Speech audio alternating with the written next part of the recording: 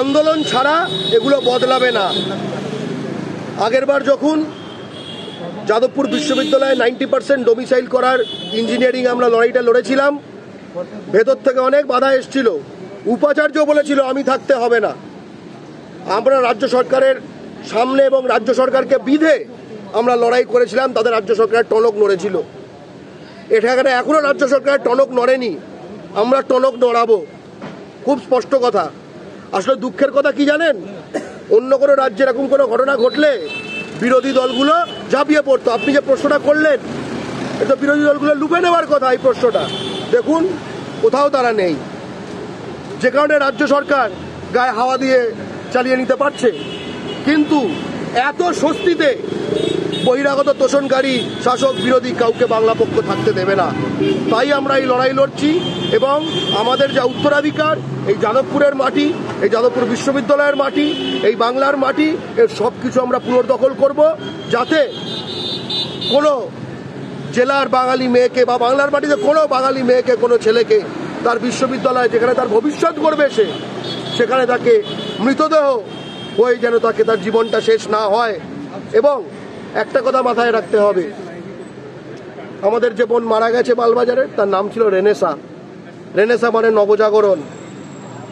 নবজাগরণের আদর্শে আমরা সকলকে, বিশ্বকে চেনার একখানা চেতনা তৈরি করেছি, নিজেদের উদার তৈরি করেছি। কিন্তু আমরা হয়তো ভুলে গেছিলাম যে আমরা একটা মরুদ্যান বানাচ্ছি সাপদ সংকুল এক জঙ্গলের মাঝে। তাই আমরা আমাদের এই মরুদ্যানগুলোকে তাই বলে বালি চাপা দিয়ে দেব না, কিন্তু একই সঙ্গে সেই ফেন্সিং, সেই দেয়াল, সেই পাঁচিল করতে হবে, যার ফলে যারা রেনেসা হয়নি, যাদের জাতীয় জীবনে কোনো নবজাগরণের কোনো চিহ্ন নেই, তারা যেন আমাদের বাংলার সংস্কৃতির, স্বাধীনতার, মত প্রকাশের এই উন্মুক্ত ক্ষেত্রে তারা যেন তাদের নোংরা ছায়া এবং গুটখার ছাপ যাতে না আনতে পারে। কারণ বাংলা পক্ষ বিশ্বাস করে সভ্যর কাজ নয় অসভ্যকে সভ্য করা, সভ্যর কাজ হলো অসভ্যর থেকে সভ্যতাকে রক্ষা করা। জয় বাংলা। সেক্ষেত্রে যখন স্বপ্নদীপ গতবারে আত্মহত্যা করেছিল, আমরা দেখেছিলাম যে প্রত্যেকটা মিডিয়া এক প্রকার ঝাঁপিয়ে পড়েছিল, ঘন্টায় ঘন্টায়, মিনিটে মিনিটে তাদের ব্রেকিং নিউজ গেছিল। এমনকি যাদবপুর ইউনিভার্সিটির মধ্যে এসে সেখানে ছাত্রছাত্রীদেরকে এক প্রকার টেনে তুলে তাদেরকে ইন্টারভিউ করা হয়েছিল। এবারের ক্ষেত্রে সেই একই ঘটনা, এখন মিডিয়া নিশ্চুপ, মিডিয়ার উদ্দেশ্যে কি বলবে?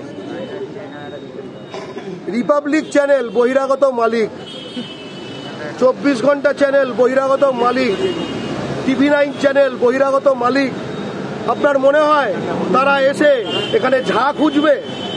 হ্যাঁ, এত সাহস তাদের আছে? মাইনে বন্ধ হয়ে যাবে। খুব স্পষ্ট কথা। আমরা যে কথাটা বলছি, বাঙালি সংবাদকর্মীরা যারা এইসব সংবাদ মাধ্যমে আছেন, তারা কষ্টটা বুঝছেন, কিন্তু তাদেরও সংসার চালাতে হয়, এটাই বাস্তব। কিন্তু কতদিন চুপ করে থাকবো? হয়তো দেখবেন রেনেসার যেই ঘটনাটি, রেনেসাও হয়তো কোনো কারণে চুপ করেছিল। রেনেসা যদি বাংলা ছাত্রপক্ষর যাদবপুর বিশ্ববিদ্যালয় ইউনিটের প্রথম সদস্য যদি হতো, তাহলে আজকে রেনেসা এখানে বাঙালি ছেলে মেয়েদের আন্দোলন লিড করত। তার অপমৃত্যুর নিয়ে আমাদের প্রতিবাদ করতে আসতে হতো না। বাংলার প্রতিটি মিডিয়া আজকে বেআব্রু হয়ে গেছে রেনেসার এই মৃতদেহের সামনে।